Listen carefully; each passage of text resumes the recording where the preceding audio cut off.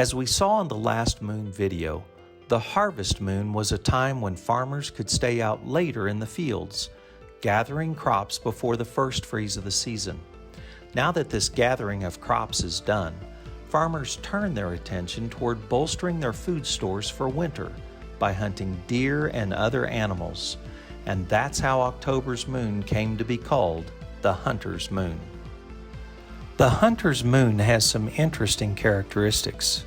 Because it occurs near the autumnal equinox, the months it appears changes. For instance, the Hunter's Moon generally occurs in October, but appears in November in some years.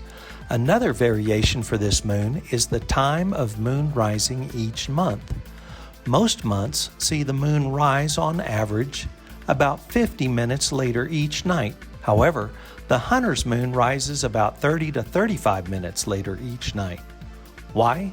Because the elliptical orbiting path of the moon around the equinox takes a narrow angle with the evening horizon, resulting in a shorter than usual lag time between succeeding moon rises.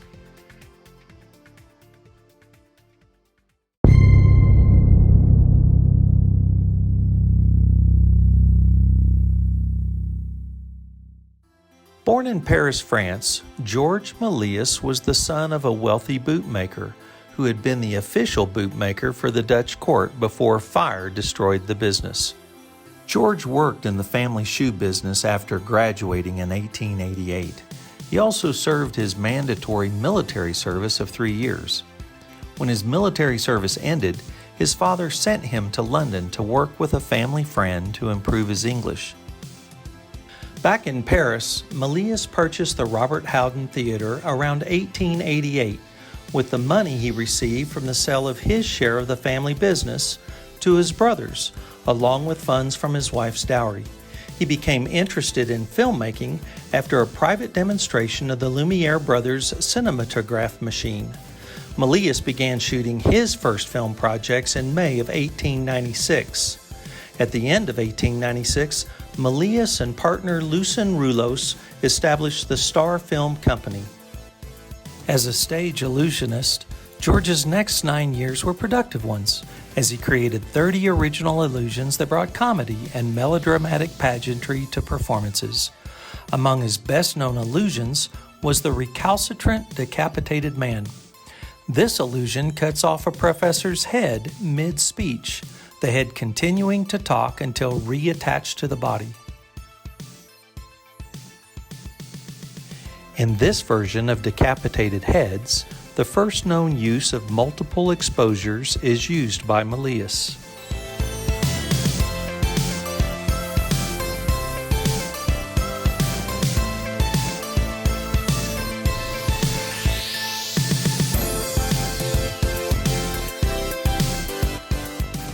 After producing all 4 heads, Méliès begins to sing, with all of them accompanied by banjo.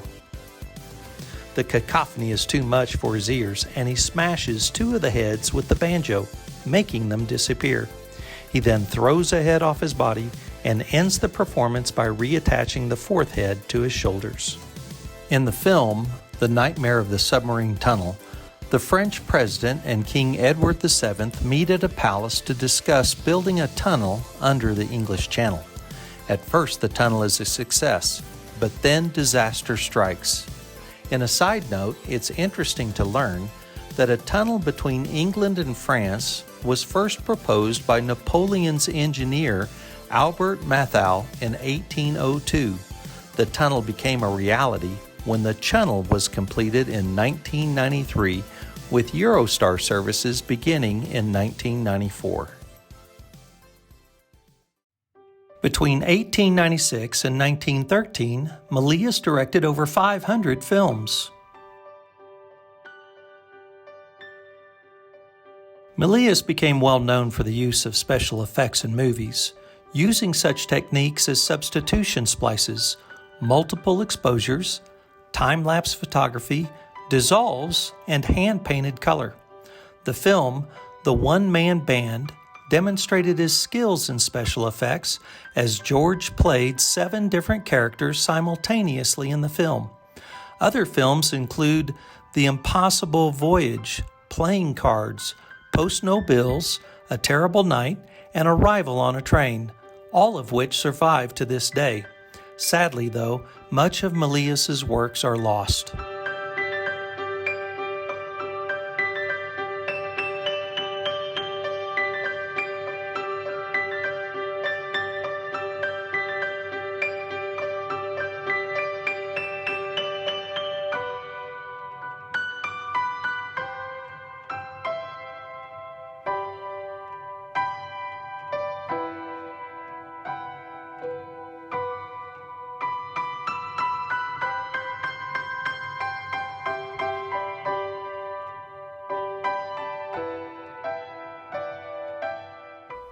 A 119 years ago this month, on October 4th, 1902, Milius released the film A Trip to the Moon.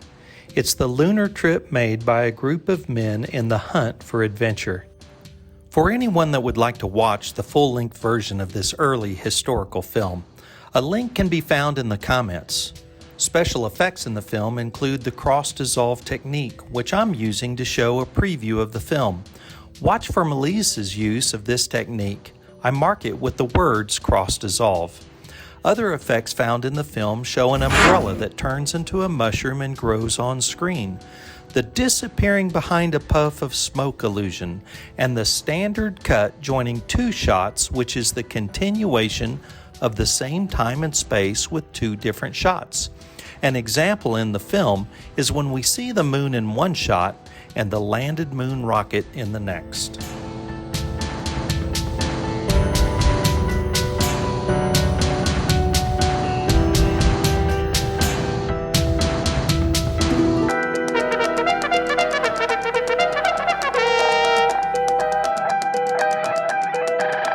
Fire!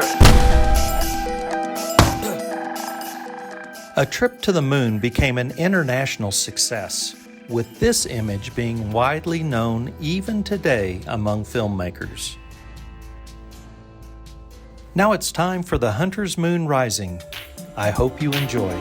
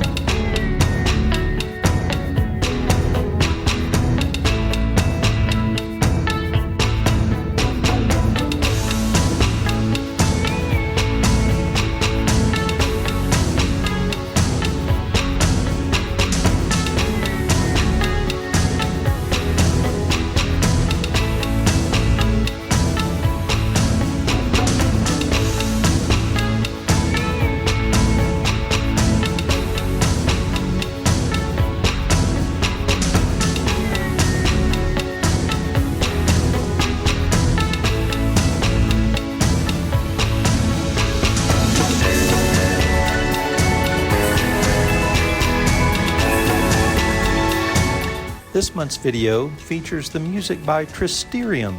Go to twisterium.com to learn more.